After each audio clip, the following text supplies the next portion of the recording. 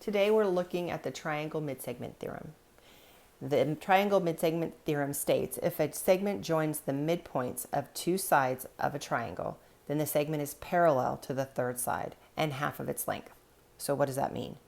It means that if a segment, this one right here, joins midpoints. Well, D is a midpoint. I know that because this segment and that one are congruent. And E is a midpoint, and I know that because AE and EC are congruent. So since these are midpoints, then this segment is parallel to BC, and it's 1/2 the size of BC.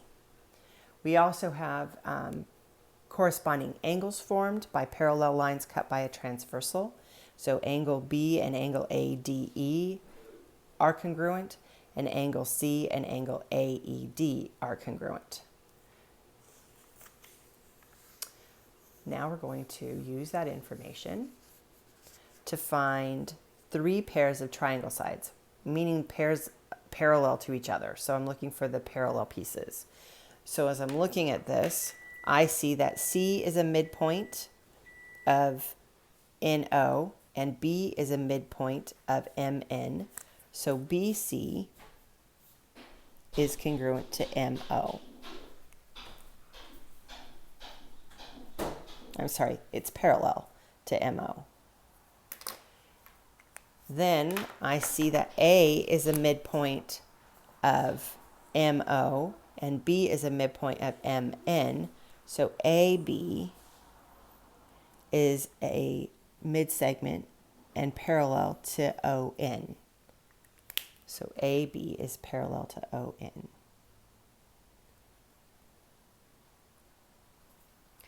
And then I have my third triangle. This is actually called a midsegment triangle. And I have that A is the midpoint of ON and C is the midpoint, A is the midpoint of OM and C is the midpoint of ON, which makes AC parallel to MN.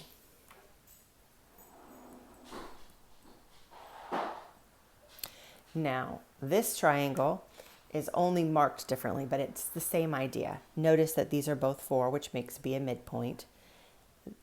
These are both 4, which makes A a midpoint, and these are both 5, which makes C a midpoint. So I would like you to find the parallel pairs. Pause the video and come back when you're done. Did you get that AB is parallel to LK and that AC is parallel to JK and that BC is parallel to JL? If you did it right. You're all good to go. If not, ask me about it when you see me in class. Okay, just continuing on this thought process. Name the triangle sides that are parallel to the given. So now I'm going to look from here to here. AB is this one. That means it's the third side, so I'm looking at these two. The midpoint of BC is Y, the midpoint of AC is Z. So ZY or YZ is parallel to AB. AC is this one right here. It's the third side, so that means AB and BC are the other two sides. X is the midpoint of AB, Y is the midpoint of BC. So XY or YX, whichever way you want to write it, is the midsegment related to AC. CB is the third side. I know that because it's not inside the triangle. So BC is the third side, and XZ is the side parallel to it. And then XY is a midsegment, so then I have to look for the side it's parallel to. So XY is the midpoint of these two segments, which makes AC the side it's parallel to, or CA, depending on how you want to write it. Pause the video, answer this. This should be XZ, not XY, because I just did that one. And ZY, and find their parallels. Did you get BC or CB? And did you get AB or AB or BA?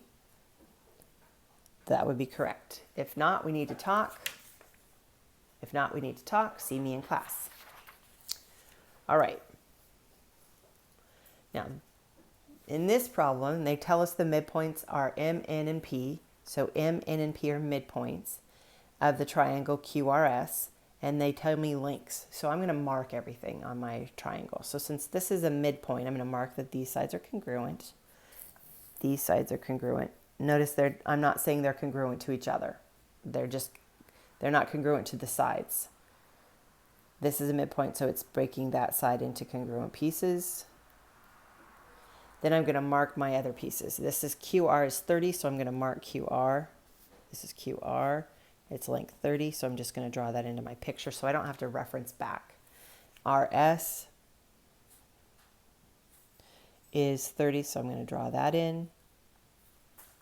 And SQ or QS is 18, so I'm going to draw that in.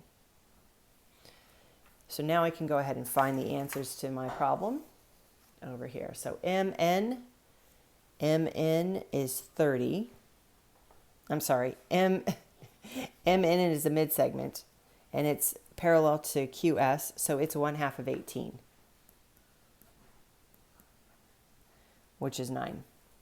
MQ is actually half of a side, so it's half of 30. So it is 15. MP is a midsegment, so it's going to be it's parallel to RS, which means it's 1/2 of 30, which makes it 15. And PS is half of a side that are, it's half of a side. So it is 1/2 of 18, which is 9. Okay, now you find PN and RN. Did you get 15 and 15? Make sure you show your work like I did above. Now, in this next part, I'm going to find the value of X. Notice that this is a midsegment because these are congruent. So I know X is 1/2 of 34, which is 17. Over here again, I know this is a midsegment because these are congruent. So this is 1/2 of 41, which is 20.5. So X is 20.5. Now you find X over here. Make sure you set up your equation and show your work, or your expression and show your work. Did you get that X is equal to 7? If you're not, you need to ask me, and we'll make sure you get it set up correctly. All right. Now, another picture with some more markings we need to put in ourselves. D is the midpoint of AB. So here's D, that's at midpoint. That means these segments are congruent. And E is the midpoint of CB, which means these segments are congruent. Along with congruent segments, I've got corresponding corresponding sides. So I know these segments are congruent.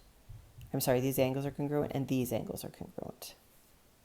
With that information, I'm going to go ahead and start working on my problems. If the measure of angle A is 70, that's this, then what's the measure of angle BDE? BDE is this angle. Well, these two angles are congruent, so then this is 70. If the measure of angle BED, that's this one, is 73, then what's the measure of C, which is this one? Well, they're marked as congruent, so it's 73. On this one, if DE is 24, find AC. Well, DE is a midsegment, so I'd find AC by multiplying by 2. And AC right here is the third side. DE is a midsegment, so it's 1/2 of this one, so it's 1/2 of 83, which is 41.5. Okay. Now, sometimes they use triangles to find all kinds of things, and in real life, we actually do use triangles to estimate distances. And so we're going to estimate this distance here using that midsegment theorem. Since this is 6.5 miles across, and it is the midsegment of this triangle, because these are congruent and these are congruent, I can find this side right here. This side is going to be twice as much as that. So the length across the lake, or the distance across the lake, is 13 miles. So you find this one. Pause it and get back to the video.